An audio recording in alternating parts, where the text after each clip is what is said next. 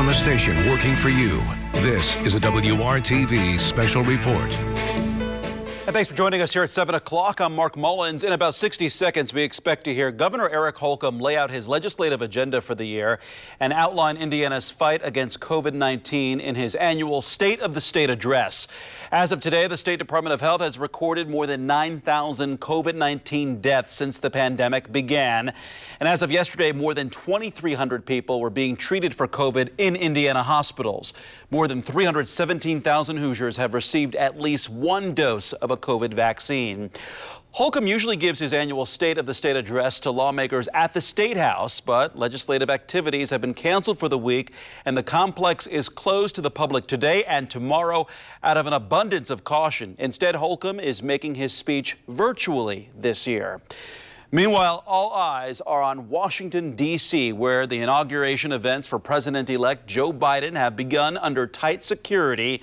We do know that Vice President Mike Pence will attend the inauguration ceremony tomorrow, but he's expected to skip President Trump's farewell event at Joint Base Andrews. Let's listen in to Governor Eric Holcomb and his State of the State address. And the work before us all to make life better for all Hoosiers. This annual update will be unlike any other. For tonight, I stand before you in a studio with nothing in between me and you. We're not surrounded by all the grandeur inside the State House of Representatives chamber or before a packed house of legislative leaders and guests who have all contributed so much to the well-being of our great state. Rather, we are here and not there because we are living in a time when practicing safety first has never been more important. So much of our daily lives this past year has been different. The way we interact with family and friends, the way, the when, the where, and the how we work, how we go to school, how we enjoy our leisure, how we deal with the grip and the grief of loneliness and loss, including the 9,000 Hoosiers who have died of COVID-19 over just the last 10 months. And how we process our sense that our country itself is not immune from the type of turmoil that afflicts so many other national capitals. It's impossible to calculate the far-reaching ripple effect of the personal and community loss of lives and livelihoods.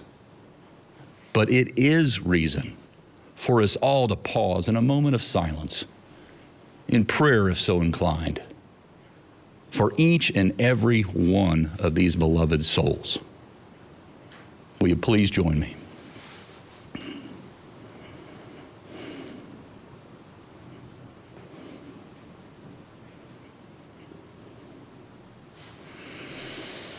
Thank you.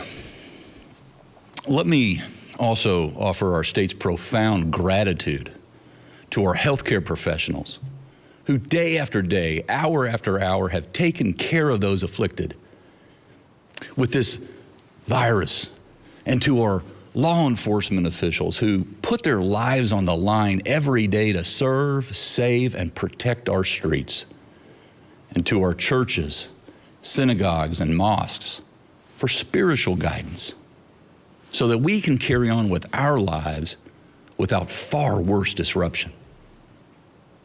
And yet, through it all, Hoosiers have risen to meet these unprecedented challenges, realizing much more work is to be done in this historic moment of opportunity. Ladies and gentlemen, because of you, the state of our state is resilient and growing. Our foundation has held strong. I don't know how many other states in America have a AAA credit rating and are expected to finish the year with over $2 billion in reserves, and that experienced an all-time record year of new job commitments last year during a global pandemic, like Indiana did. But it can't be many.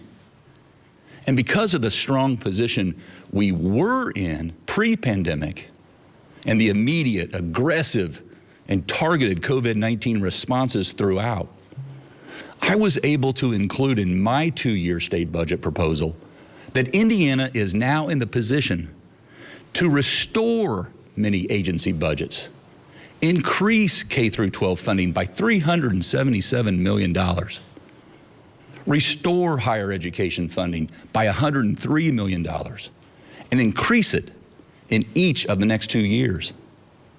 Make new investments in our state parks and in our Indiana State Fairgrounds that serves all 92 counties. Build a new state police lab and Indiana National Guard Armory, along with improvements in 2 others. And we're in a position to pay down $400 million on our biggest teacher pension debt. That in turn gives us more budget flexibility. Same is true for paying off the outstanding bonds on I-69 and mortgages on 3 state hospitals. Ladies and gentlemen, coming off at 2020, I'm convinced 2021 can be the best ever. So the central question before us all is, how can we seize this day? Thankfully, in Indiana, our capabilities will be aided by our momentum, for sure, but we must not slow down. In fact, we must accelerate and go, go, go. That starts with keeping our focus on the health and wealth of our people, no matter what phase of life or pathway they are on. I'm so proud of our State Department of Health and the way they and our local partners have rolled out the Our Shot Hoosiers vaccination plan. We've already scheduled or administered nearly 120,000 vaccinations to our 80-year and older population, and over 215,000 Hoosiers in the 70 to 79 age group. Oscar Wilde once said, "With age comes wisdom, but sometimes age comes alone." Once again, Hoosier seniors are showing the smart onward and upward way to help, in part because they are tired of being alone. In addition, we've scheduled over 250,000 healthcare and frontline workers. And when you're eligible for your vaccination appointment, it's as easy as calling 211 or logging on to ourshot.in.gov, just like the more than 600,000 of your neighbors already have. We know that older age itself puts one in the most at-risk category of dying and being hospitalized from COVID-19. And our seniors are getting vaccinated. And that's not only key to getting their lives back, but ultimately our state's full physical and fiscal recovery as well. Speaking of our elders, we're also working to ensure they can choose to age in an environment that best suits them, be it at home or in the comforts of a quality long-term care facility. We know some 75% of people over 50 prefer to age in their own homes, yet only 45% of Hoosiers who qualify for Medicaid do and must navigate a complex system of care to do so. Now is the time to put this effort in place, including a managed care system similar to the ones 25 other states are using to integrate care across the entire spectrum, to make it easier for families to navigate and drive outcomes in a transparent and accountable way. And for our eligible Hoosiers, we're fortunate that our Healthy Indiana plan recently received a 10-year federal waiver to cover the 600,000 people, Hoosiers, who are active participants in improving their health outcomes. I'm also so proud of the dramatic progress we've made in our state infant mortality rate. Last January, we launched our My Healthy Baby program that connects pregnant women with the personalized guidance and support during pregnancy and after the baby's birth. We focused on our highest risk areas, with a goal to serve 20 counties across our state by the end of last year. We surpassed that goal and are seeing encouraging continued results. Indiana's infant mortality rate has now declined for 3 years in a row and stands at its lowest level ever in recorded state history, dating back to 1900. It's working, and we need to do more of it. That's why we'll expand to 25 more counties this year. And by 2023, we'll make the program available to every Hoosier mom insured by Medicaid. I'm also pleased to report that since 2017, the total number of Department of Child Services cases has decreased by over 30%. The rate of children entering care has decreased by nearly 34%. And turnover at the agency has decreased by 30%. I was so heartened to see that last year, Indiana was recognized as being the #1 state in the nation for increased adoptions from foster care. Now, we all know getting off to a great start in life in large part depends on your home and your education. That's why I was so insistent to protect 100% of K through 12 funding during the current school year, even though we had to slash other important state agency budgets to do so. We know our parents, students, teachers, principals, and superintendents are facing so many new challenges in the way that we instruct. Sick days have become replaced with words like quarantined, virtual, and hybrid. To me, again, this shows our resilience and perseverance.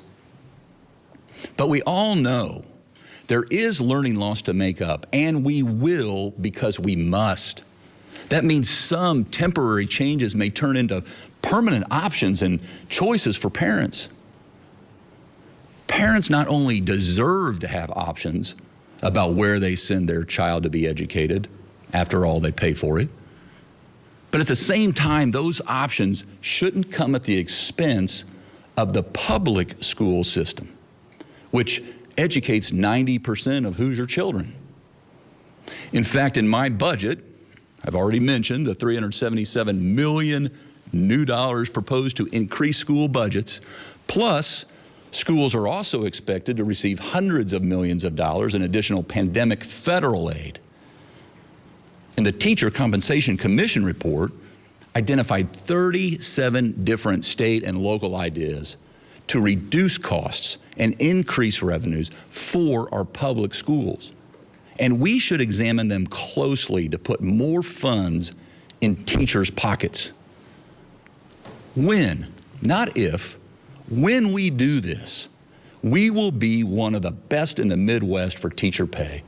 And we'll be better able to attract and retain teacher talent, including attracting more minority candidates. Equally important, we must also continue to drive progress toward preparing our students and our workforce for the career opportunities that are there waiting to be filled right now. If you're wondering where these jobs are, all 110,000 of them are currently found at the IndianaCareerConnect.com. Again, that's IndianaCareerConnect.com. I checked myself this morning, and it's an easy process to find what jobs are near you. And to broaden your options and choice in careers, we'll continue our emphasis on helping all Hoosiers, whether you're 15 or 50, obtain the post-secondary educations that are so needed to be ready to step in today's job market. Our colleges and universities are key to our future success of being a state of lifelong learners.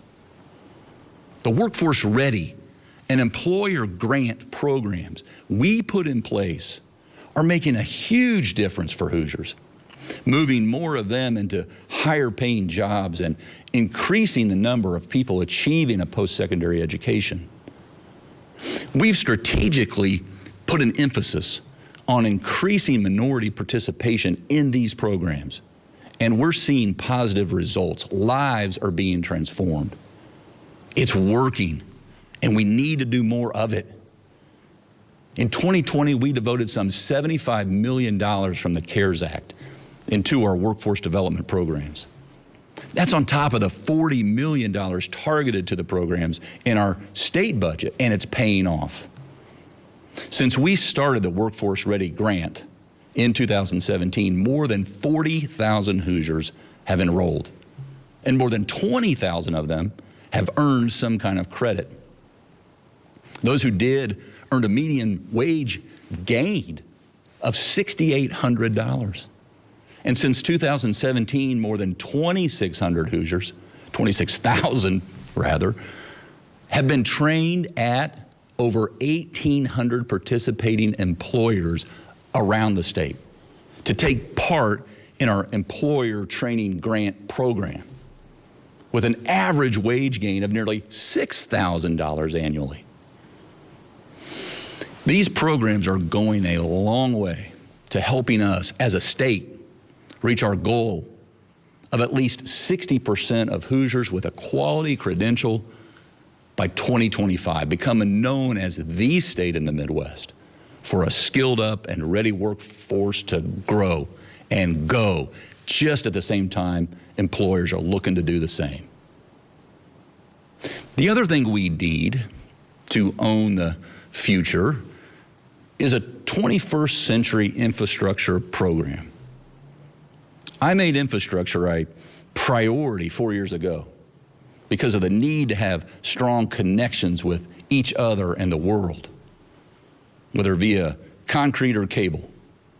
We know these connections translate into greater opportunities for our citizens and our businesses in every Hoosier town, big or small.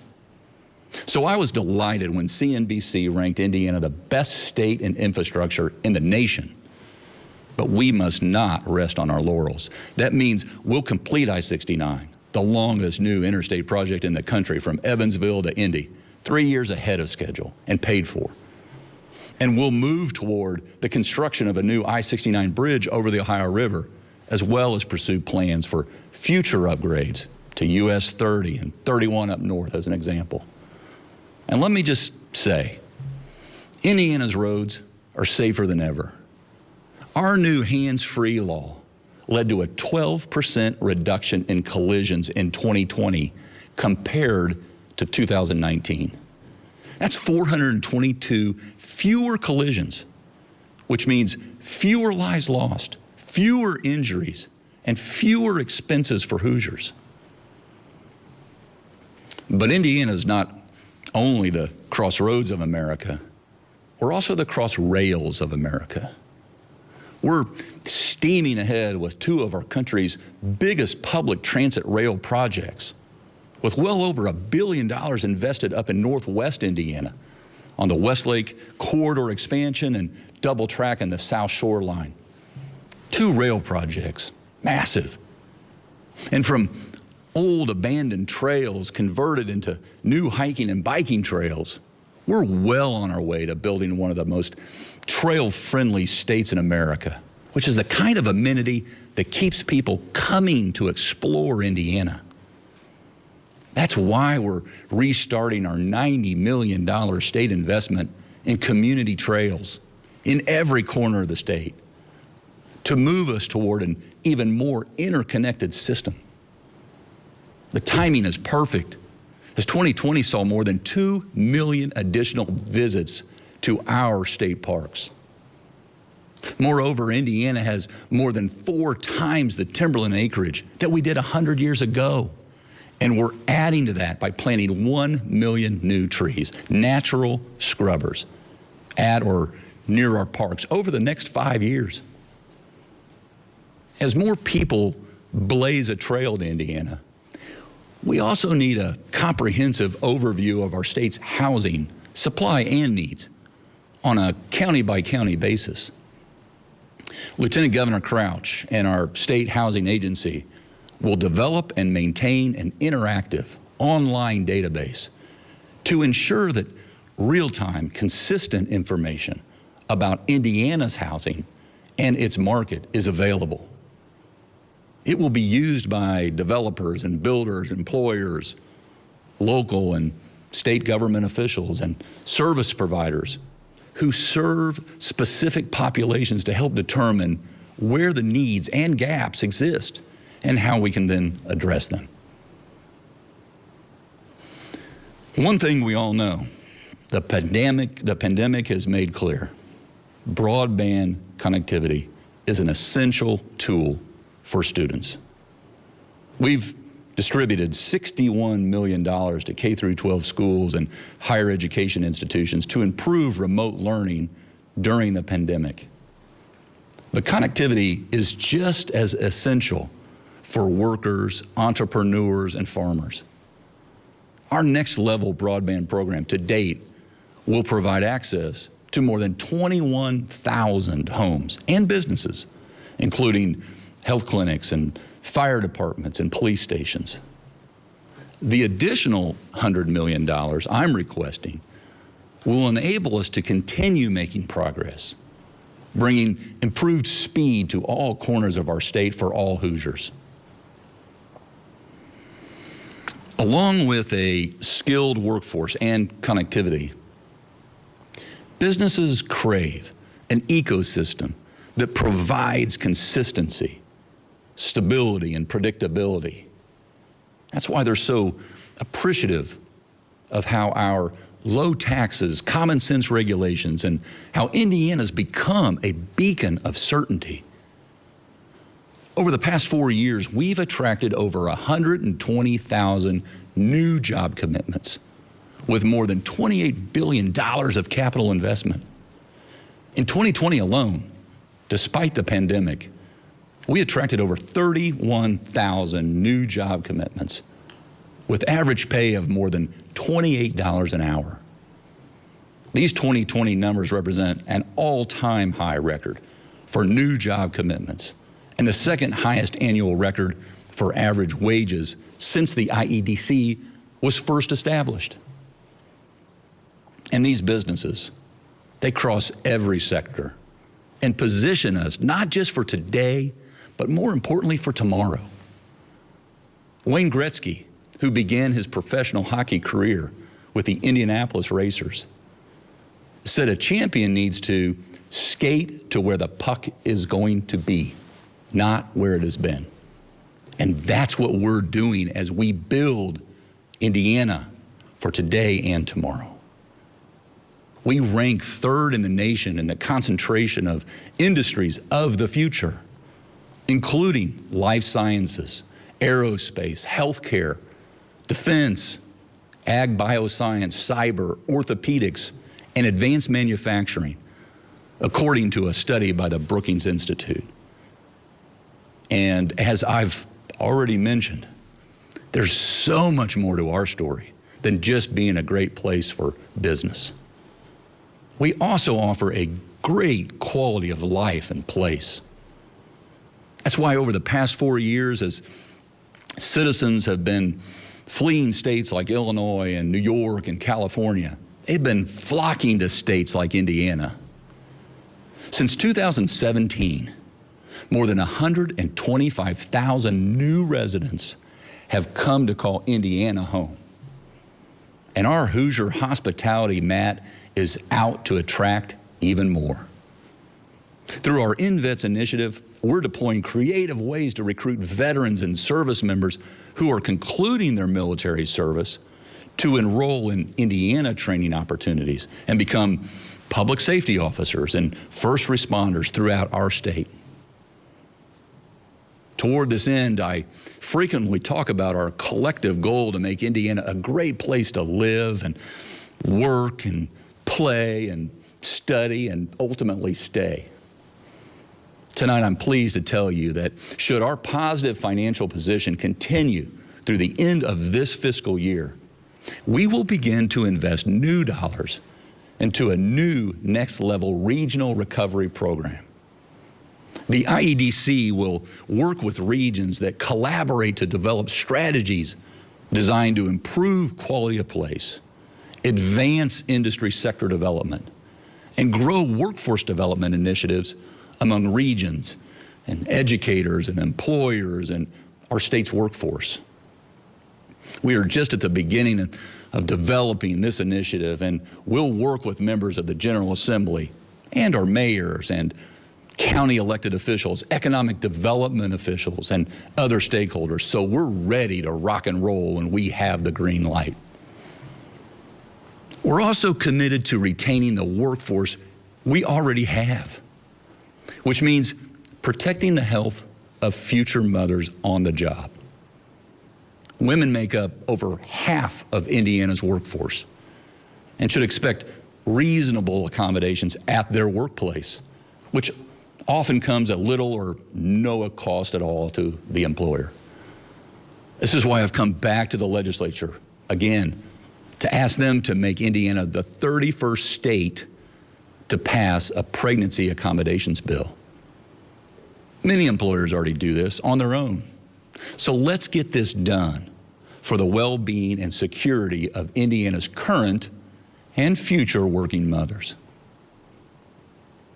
Finally, just as we expect options and choices in our personal lives, state government itself must be a leader on this front as well, with an eye to where we want to be in the next 40 years, not just the next 4. We'll continue to take steps that modernize the way your state government becomes more effective and efficient, more touchless, 24/7 and virtual, so that you can interact with it when and where you want. That also means we'll be more transparent and continue to improve our state services. We'll get our state police officers outfitted with body cameras. We'll get our diversity data dashboard up and running, as well as completing and sharing the outside review of our state's law enforcement academy and agencies. We'll get our state's first ever cabinet level Chief Equity, Inclusion, and Opportunity Officer to improve and report on diversity outcomes across all state government. We'll usher in more telehealth capabilities so we can make permanent many services that people have been receiving from home during the pandemic. Not surprising, many of them are for mental health issues.